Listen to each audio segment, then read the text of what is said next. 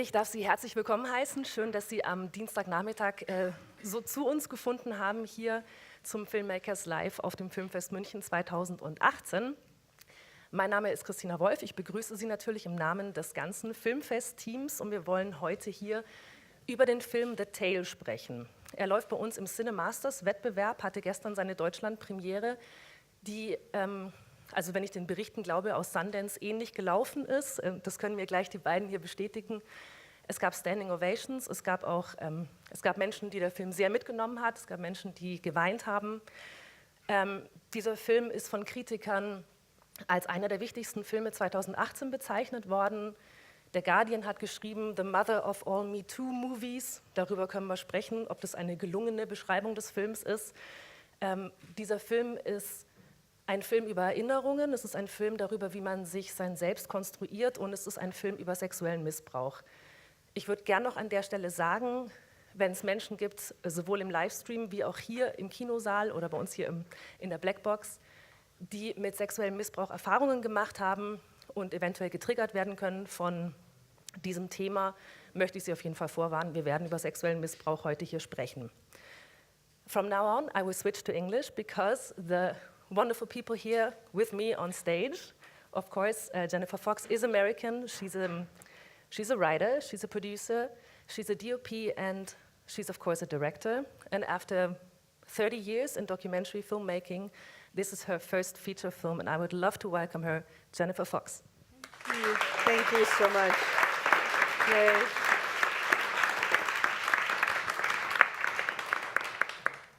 And there's a special connection from The Tale to Germany, since a German production company, 1-2 Films, based in Berlin, were, Jennifer, you said that yesterday, one of the first people who believed in The Tale, who believed in that story, and made that film possible and hopped on board. And I would love to welcome Variety, I think, called you one of the producers to watch for 2018, Sol Bondy. It's a pleasure to have you here. Welcome. Thank you.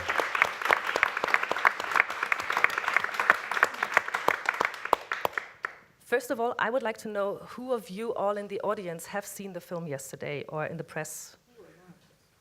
I would say it's like 50-50 who haven't seen. So, Jennifer, would you mind telling us a little synopsis of The Tale? Sure, I just give you a quick synopsis. So the film is memoir. It's based on my true story, but it's about a woman played by Laura Dern, whose name is Jennifer, who we cast because we look alike. And so Laura Dern, or Jennifer, thinks she has a great life. She's a filmmaker, journalist, and has a wonderful boyfriend. And one day her mother, Nettie, played by Ellen Burstyn, finds a story that Jennifer wrote at age 13 called The Tale, and it was written as fiction and given into English class. The mother finds it as she's packing up stuff in the family home, calls Jennifer and is freaked out because The Tale is a very thinly veiled story of a relationship that young Jenny had with her track coach. Jennifer's not surprised or upset because she remembers, of course. It's only that her mother is not someone she told. The mother pushes her to find the real people now and to face that this relationship was actually something very painful. And so Jennifer goes on a journey to find the real people now. The story is about memory, and it's about the stories that Jennifer told herself to survive. And it's a dialogue between an older self and a younger self. How's that? I think it's quite true. What made you decide, Jennifer, to make a film about your experiences and especially a feature film? Because it is a true story and you're a documentary filmmaker. Why is it a feature film? For me, this was always fictional or had to be fictionalized because, it's about an event in 1973. There is no real images. None of the real people would talk on camera. So it's really a film about memory, and it's about really also recreating the moment of time in 1973. So I always thought it should be fiction. Even when I wrote it at 13, I wrote a fictional memoir. Yep. So how did you get involved with the film, and what made you believe that this story should be told? Jennifer and I did a program together called Transatlantic Partners with 3 modules in Berlin, Halifax, and New York. And every producer came there to pitch a story. And Jennifer pitched her story. And Jennifer and I had known each other for a long time because she's a friend of my mother, who actually appeared in one of her previous documentaries too. And so I knew that Jennifer is going to embark on a journey and make something great, because this is what she's been doing all her life. I knew her work, and I knew that she could definitely pull off this very difficult task of making a film about your own sexual abuse, which, a normal reaction of any producer would be like, oh my God, that's going to be quite difficult, probably. But I knew that she is fully capable of doing it, and that it would be fantastic. And after I read the script, it was just like, it was the best script I had ever had in my hands. I had no notes, and it was just, okay, what can I do to help? How can I help? And Jennifer was luckily aiming for an international co-production anyway, because her previous films had also been financed through Europe, partly. We approached together ZDF, das kleine Fernsehspiel, and Arte, and they were the first to come on board to bring financing.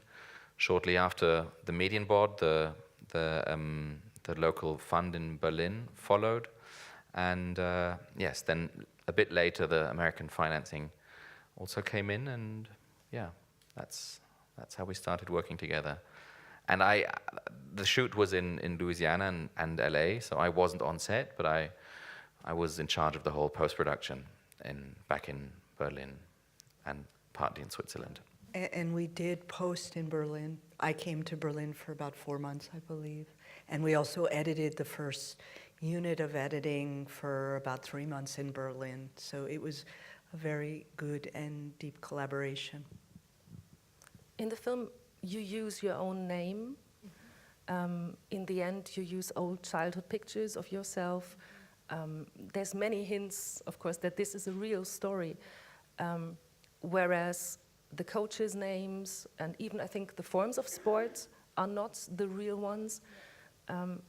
Was that beyond doubt for you, that you would use your own name, and what did you change? Yeah, it's a really good question. I think when I embarked on, when I decided to write this script and embarked on it, I think knowing what it was about, I mean, today with the Me Too movement, with Time's Up, with everything that's happened, it feels like a no-brainer that this story would be able to be told.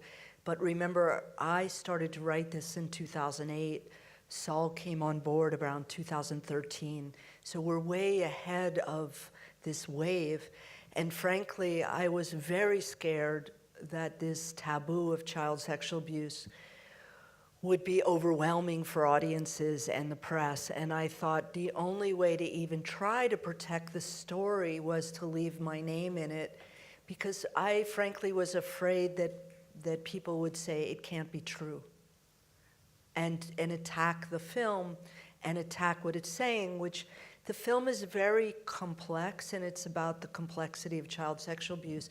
But in it, we explore the fact that I really felt love for my coaches, even as they were abusing me. And this is something that most press and the whole presentation of this issue has never talked about, is the complexity of emotion that children feel. And so I was afraid if I didn't leave my name and I didn't say, no, this is true, ask me, I'm here, I will stand up with the film, that the film would be totally destroyed and never get released. So that we did. Meanwhile, we had to change everything else for legal reasons. When I was writing the script, the female coach was still alive. She's since died, and the male coach is alive. So, and he's never been prosecuted. So The problem also with child sexual abuse, of course, is that there is no witnesses. 99.9% of the time it's between a child and an adult and nobody else is in the room. So it's also very hard to prosecute anyway. Nevertheless, the statute of limitations in most countries and in the state I grew up in, the statute of limitations to prosecute him ran out when I was 30. And I only really acknowledged it was child sexual abuse when I was 45. So we're way past even the ability to prosecute. So that's a very long answer. The way you tell the story, I've never seen anything like it. We follow Laura Dern's, Jennifer's journey in her memory into her past and her own, how can I say that, like her past changes and reshapes because she has made up her mind about what happened very differently to what she learns throughout the film. How did you create that narrative? And was that there from the very beginning? Did you know I'm going to make a very complex way of telling that story? Or was it very straightforward at some point and you just said, no, it's not a straightforward story? Yeah, I think very quickly in the writing process I realized, well, quickly, it took me about a year, but a year and a half, I realized that I didn't just want to make a story about the abuse. What I really wanted to do is investigate why and how I had spun myself this other story, which was very positive. So when I realized the film is about memory, I really just didn't have a map on how to make a film about memory. So I watched everything, of course, that I could. One beautiful film that I love, it's an Israeli film, Waltz with Bashir. Has anybody seen that? Which is animation, but it's very much about the memory of a soldier trying to remember what happened in the invasion of Lebanon. That's one example. There's not a lot of successful films about memory, except for some actually big sci-fi films do a lot with memory. So I was just like in this new world of how do you tell a story about memory, and I just began to try things in the writing. So I would be like with my partner, Patrick, who's here, and I would have a memory. So then I'd write down a couplet of, oh, we were doing this, and then I remembered that, or my mother, or whatever. At the same time, I went on quite a research journey to find the real people now. I didn't audio tape it, but I would meet them and then get in the car, and from memory, audio tape in the car, I would just talk out what had been said in the scene, and then I would write it down. So I created this journey on the outside of a woman looking for people, like an investigative journal. And then on the inside, I created memories shifting. And I learned a lot in the process. One thing I learned is that I didn't know who that 13-year-old was anymore. And when I started writing, I thought, oh, I know her, she's me. But then I realized I'd grown up and I'd changed, and I'd become an adult. And if she were to meet me today, she would hate me because I would try to stop her. So that began the impetus to create fantasy dialogues. If you haven't seen the film, there's fantasy scenes in the film. So I just worked in this very strange way of like creating a lot of material. I think at one point I probably had about 300 pages of material, and then I began to shape it and weave it, and it took quite a lot of time. Let's talk about the cast. I mean, you've mentioned it. It can't be the physical resemblance that made you pick Laura Dern as Jennifer. It's, well, I'm a bit short-sighted, but still no. Let's talk about basically everyone who's in that film, and that's a question for both of you, of course. What were you looking for in these characters, in Bill, for, of course, young Jennifer, older Jennifer, Mrs. G? Can you tell us a little bit about the casting process? Sure. Well, first of all, we always thought we would cast one character in Germany. And Sol can talk about that because, of course, we needed a German spend. Yeah. And my husband is Swiss, so it felt, well, my boyfriend at the time, now husband, was Swiss, so it felt right that maybe that would be our German cast. Yeah, I mean, one thing that I can add, and then you can elaborate on, I think, is that in the US, the financing structure is so different and difficult that it was clear that we needed somebody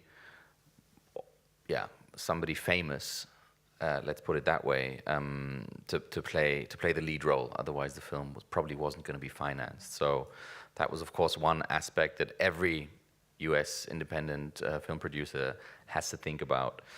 So we couldn't have casted an unknown actor to play Jennifer. But for the German part, because it was a co-production and we needed some German spend, and Jennifer has a Swiss boyfriend, now husband, we were thinking of a German actor, and the first idea actually that came to mind was Sebastian Koch, which obviously is very well known outside of Germany through The Lives of Others still.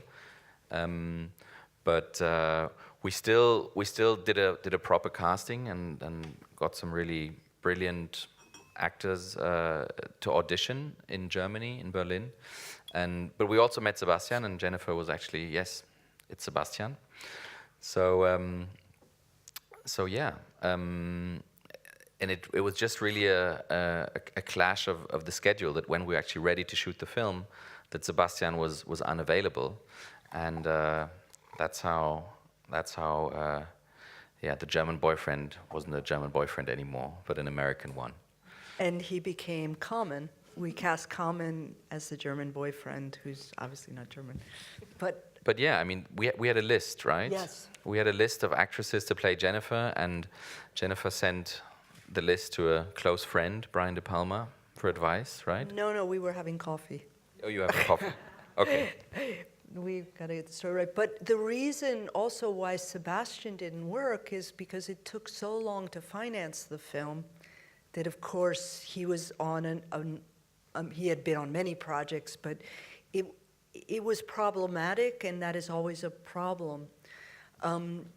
What happened was, the reason, as Sol said, we needed a certain statue of actors was because with the period piece, children, horses, stunts, 2 times, every part is played by 2 actors.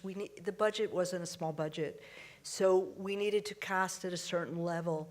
Frankly, coming from documentaries, I didn't know much about casting till this film, and I really relied on my other producer, Oren Moverman, who has quite a name in the States. He's had several films in Berlin, including The Messenger was his first film, which was quite a hit. Anyway, he went out and started looking for actors and actresses. It turns out that Brian De Palma is a friend and a colleague of mine who is very fan of my work, and we were having coffee, and he said, "Who are you going to cast as Jennifer?" And I showed him this list, and he basically said Laura Dern. She's the only one who has the guts to play this role. Brian had read the script and had been watching the development of the script.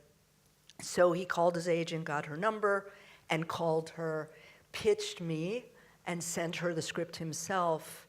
And then Oren Moverman, who she's a fan of as well, called her as well. So I had these 2 very good male, well-known producer directors calling her.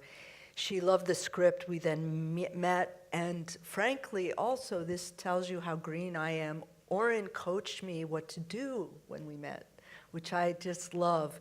I was like, "So what do I do?" And he says, "Well, if the meeting's going well, don't let her get up before you say to her, 'So, we're in,' and you reach out your hand and hope she says yes, because if she gets up in the Hollywood system, it might take months and it may never happen once the agents get involved." Again, it was a film about sexual abuse. In America, as a documentary filmmaker, it means I have never made a film before. Laura actually said to me in that first meeting, "So, Brian and Oren are going to be on set with you and tell you where to put the camera. And that's not Laura's fault. That's really the conception in Hollywood. So anyway, the meeting was going well. She loved the script. We were talking. We were doing the girl thing. And at the end, I said, so will you do the film? Are you in? And I did that. And she literally looked at my hand. It was so beautiful. And she said yes. So, and that was a year and a half before the rest of the financing came in. Now, I think it was shortly after that we met with Arte. But it took, even after the Arte money and the Median Board, it took about a year and a half for any American money to come in. And then we kept casting. Oren, again, brilliantly had seen Elizabeth Debicki in a play in New York and said, Jennifer, I think she's the one. It's a very difficult role. She's playing a character named Mrs. G, who is the way I meet her running coach, Bill. And she's British, and it's a very complex role about a woman who we don't know if she's an abuser or a colluder. Oren sent Elizabeth the script, and Elizabeth loved the script and is a very also courageous actress, and she agreed to come on. The role we really had trouble with was Jason Ritter's role, Bill, the abuser. And even with all of Oren's clout, with me, we went out to about 30 actors. No man would take the role. They wouldn't even meet with me, by the way. I think we had one meeting out of 30 actors. It was just we call it a non-starter. And Laura, at that point, I mean, she was such a really staunch supporter of the film. She said, I know who will do this role, it's Jason Ritter, and I'm going to contact him. So she sent the script to his agent. She set up a meeting. We went out to dinner, and in this case, Laura Dern was the one who said, we arrived at the restaurant before Jason did, and she said, okay, Jennifer, you sit there, I'll sit here, Jason will sit there, and this is what we're going to do. And she basically choreographed pitching to Jason, and by the end of the dinner, she said, so, Jason, are you in? And he was, and that's how Jason Ritter came on board. This is turning into a little masterclass here right now. It's great. Well, it's also about, because at this level, actors and actresses, at least with an unknown director in the fiction world like myself, they won't audition. So it's how do you get to them? And I have to say, in America, it's very unusual for someone like Laura Dern to come on before there's financing. She came on a year and a half before financing. And we ran into huge trouble by the time there was financing. She was busy. And I had to fly to LA and basically said, I'll do anything. What can we do? And we split the shoot into 3 shoots. And we shot over the course of 8 months, which is never done. And there are many more stories. There are many scenes that are hard to swallow, and there's, of course, the most, I guess, also controversial scenes of the films that depict sexual abuse. And maybe you could tell us a little bit how you actually did shoot them, because I know in the end of the film, of course, it says that Isabelle, who plays the 13-year-old Jenny, doesn't play those scenes. You had an adult body double for that. But still, I imagine it's very hard, and also for, of course, the male actor, for everyone involved, this must have been intense. Maybe you could tell us a bit about it. Yeah, I think it's good to start with the male actor because you don't think about that. Not only did everyone turn us down, but Jason had a lot of trouble with the role. If you know Jason Ritter, he's a very sweet man, and we did cast him because of that. He's the man you never would expect. And he really struggled during the shoot, and in fact, at Sundance, he cried. Yeah, I mean, it was a really We had a very, very emotional world premiere in Sundance. Everybody was very nervous. Nobody had seen the film before. We didn't know how it would go. We were at the Eccles, which is the biggest theater there, 1,500 seats, packed.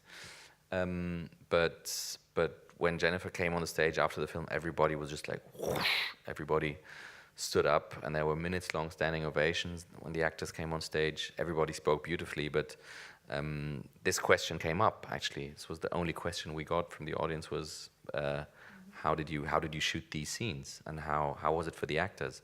And Jason teared up. He literally... he turned his back, he was crying. Yeah, so that just shows how tough it was for him as well. Yeah, it's a good point. He actually said the scenes, for those of you who've seen them, are not just tough visually, the language is really horrific. And Jason said he would never have been able to do the scenes if he didn't say the words to young Isabel.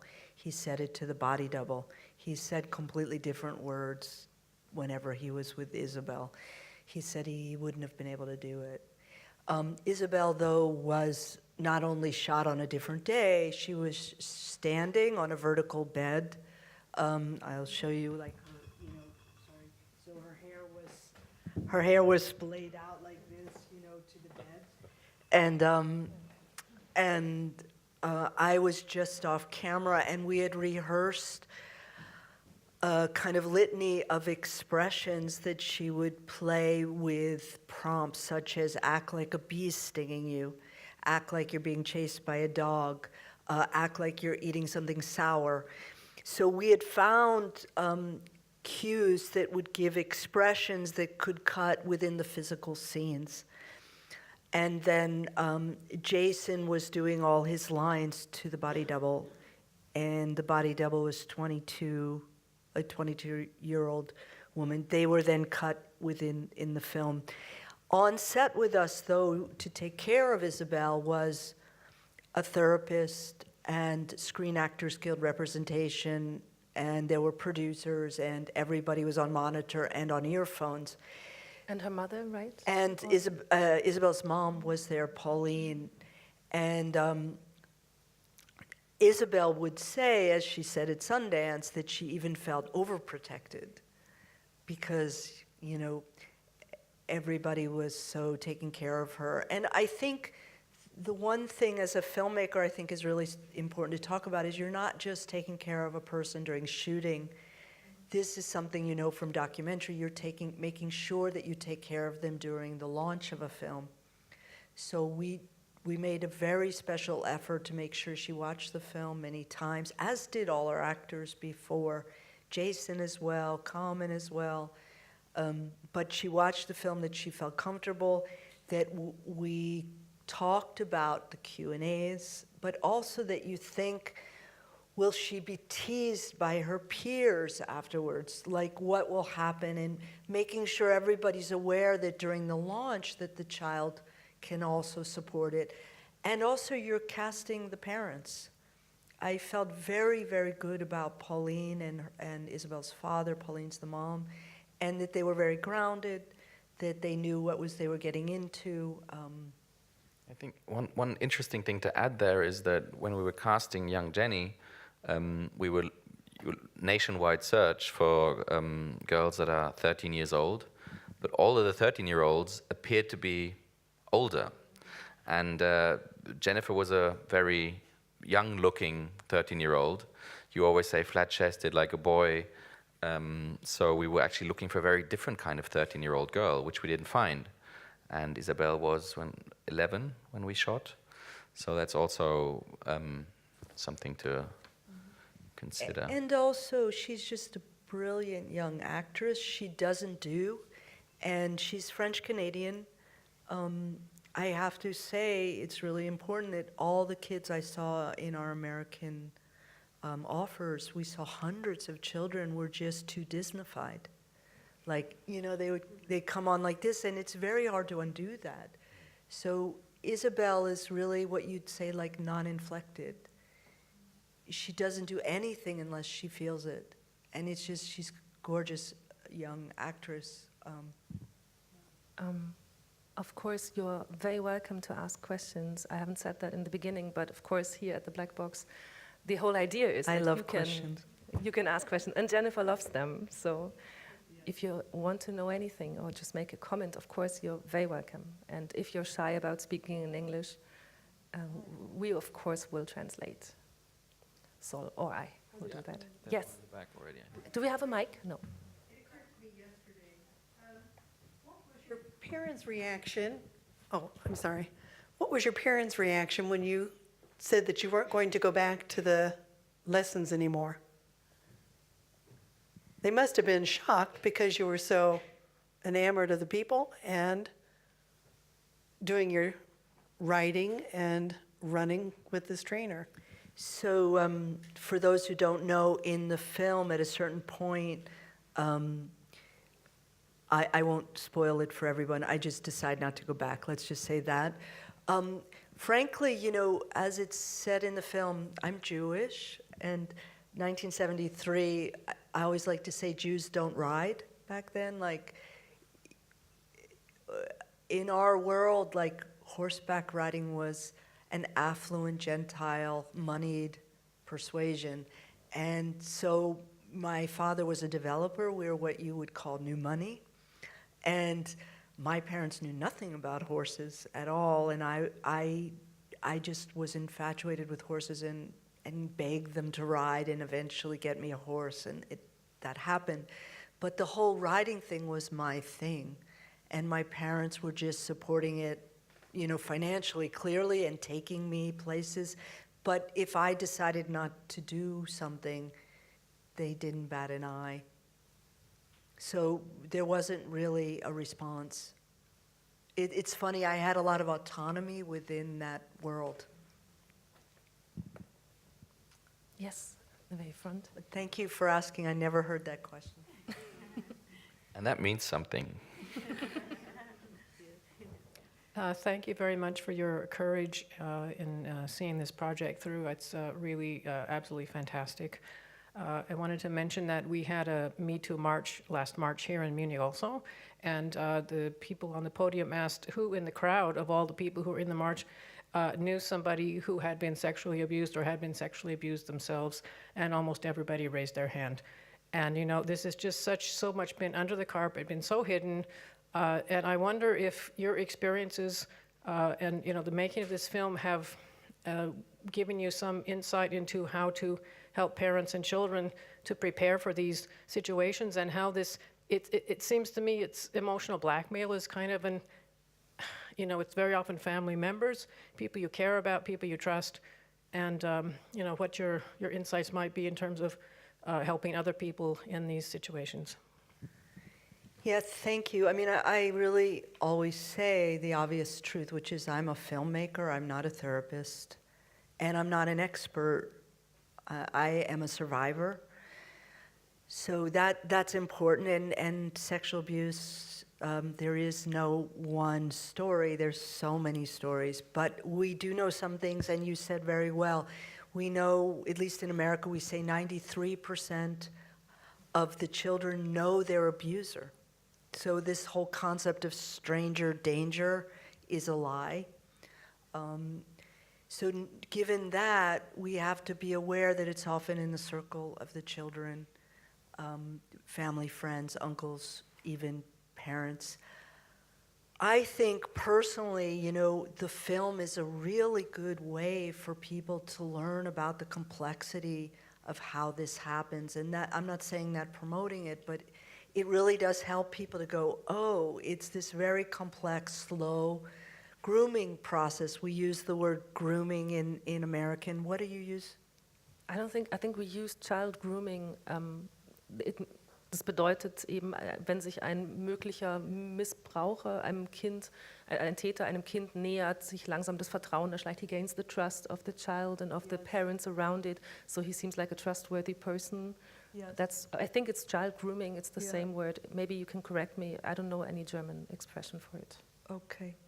So it's important that parents see the subtlety and also that the child is looking for something that is met in an adult and then abused. So my feeling is to prevent is, again, just personal, is to make sure as parents we're really listening to our children and not putting our ideas top down on them, which is, of course, I'm older, I'm 58 now, and I grew up in a time where children were to be seen and not heard. And my parents weren't really listening, they were telling. And so I didn't feel anyone was listening to me. And the thing is, in that scenario, children will look for someone who will listen, and often predators fill that gap. So, I mean, it's a small thing, but it's a big thing at the same time. Also, really watching who your children are with, knowing the adults, and also maybe not leaving them alone with adults. However, the problem is that children don't grow unless they are allowed to experience freedom. So the other thing I like to say is that we can't ultimately protect our children, and what we ultimately have to do is try to make them resilient. And how do we make them resilient? Because bad things do happen to everyone, and it's incapable of protecting them from everything. So I think the question is, how do we really make kids resilient? And they have to learn to have small failures and know that we're going to be there as adults. And this is a big question for society. I really don't believe that you can protect kids from everything, and if you do, you'll make them so weak that they won't be able to take care of themselves. On the other hand, I think the film really talks about the fact that many people don't wake up and admit child sexual abuse until middle age, because it is something very hard to grapple with. And I think I discovered that maybe I wasn't strong enough until I was 45 to actually admit it. So one of the other things is, how do we create an environment where people can tell their real stories in all their complexity? And often some of the shame is about, I've had people come to me and say, well, the thing I never told is that I liked it. And that was as horrific to me as the event itself. Or, the things I got from my abuser. So we have to allow that these stories aren't black and white, and be there for each other and create that space. I think there was a question here. Yes, I want just wait for the mic. Oh, sorry. I wanted to say that, my opinion, the best way to protect one's own child is not like to look in with whom it is, of course this also, but to offer a deep relationship. Because this way you can leave it alone with an adult you don't know, but the child would say, oh, this adult is no good, and it would tell you a deep relationship. But at the same time, if your parents were not able to have these deep relationships, they themselves, where did they learn it? They didn't learn it themselves. So it's a tricky problem. And thank you for saying that. It's a tricky problem. Yeah. This brings me back to the movie and to some figure in the movie which I have seen as pretty important and which we haven't yet talked about. That is Ellen Burstyn's elder mother, the mother of Laura Dern's Jennifer Fox. And so this relationship between the two figures, I don't know about reality, of course. This, for me, has really set apart the film. This made the investigation of Laura Dern's Jennifer Fox something very interesting for me. And this Ellen Burstyn mother, who really discovered that at the time when the Jennifer Fox in the movie was elder. She really sets the background and sets the chemistry with the researching figure in the movie. And So my question is, how was working with Ellen Burstyn? How was finding Ellen Burstyn? I haven't yet heard it. Yeah. And how was how did the chemistry between the two figures work? I adore Ellen, and thank you. I didn't mention her. She was, for me, like absolutely the actress I wanted for this role. Once we cast Laura, and we knew that there was a blonde thing going in the film. And what I love about Ellen, like my mother, is that she also has a sense of humor. And what I think is so great is that Ellen's role is the comedic moments, as serious as it is for a mother to be facing her daughter's sexual abuse. She also uses humor to get in, and my mother does that. The scenes with Ellen are based on transcripts with my mother that's edited down. And Ellen watched this series that Sol's mom's in about women called Flying Confessions of a Free Woman that my mother's in order to, she never met my mother, but in order to base her character on my mother. In fact, my mother was a professional musician, and Ellen decided to learn to play the accordion. There's a scene at the end that she plays the accordion very shortly. Ellen's amazing actress. I think what was so great, and what I was trying to do, is to portray a mother and daughter that have gone beyond the conflict of childhood, and they're actually friends now, and they join forces, even if it's a little bit thorny, because the mother is pushing the daughter to face something that she hasn't. But basically, they're partners on this journey to figure out what happened and why. For me, coming back to the question of what parents can do, what I think is really beautiful that my mother showed me and that Ellen plays in the film is a mother that's not giving up on the daughter. So this is a trauma that happened when she was 13. But here's a mother whose daughter is in her late 40s and she's in her late 70s who's still saying that I'm going to mother my child and I'm still going to try to get this right. And I think that's where true healing occurs, that it really is never too late to say I'm sorry. It's never too late to heal. It's never too late to help someone face reality. And in fact, Ellen's character, Nettie, throws herself in front of the bus, in a sense. She pushes her daughter to face what happened, and in doing so, she implicates her own failure as a mother. And for me, that's real mothering. Like, even if I look bad, I am going to make sure my daughter faces this. And in reality, coming back to the truth, there was a lot of healing in my mother going on this journey. And even though the abusers never said I was sorry, my mother said she was sorry, that she missed her beat, and that was healing.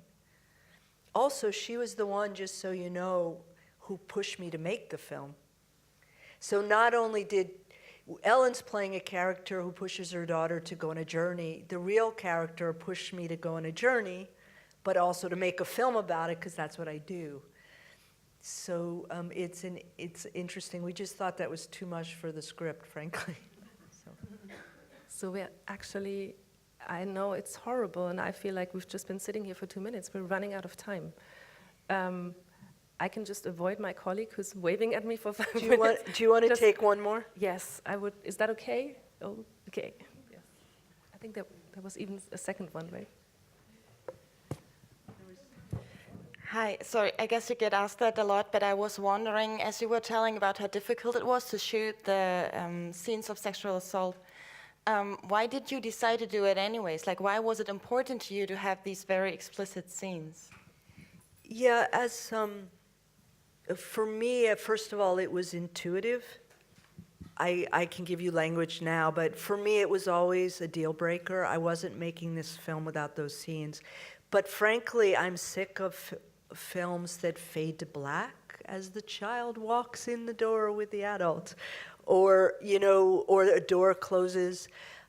For me, the only way to change perception is, unfortunately, people have to see what I call the ordinary horror of child sexual abuse.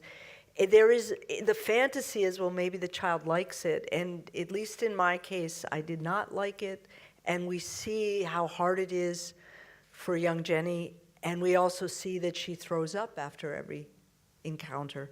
So I think, luckily, with the Time's Up movement, we are ready to see this. I wasn't sure when I wrote it, but I think it's really important. I've heard people say, who've written about it, and say, we can no longer look away. The film says you have to look, you have to see. And I think we have to acknowledge how awful it is. Yes. One small question. You chose 2 songs by Carole King for the film. Were these songs important to you back then, or are they just new to illustrate the mood and the time? No, for me, you know, I grew up with Carole King, and she was something I listened to, but she was something we really listened to, Bill, Mrs. G, all of us. So it's straight from those events. The last scene in the film, the credits where we show, we use, it's actually a hymn.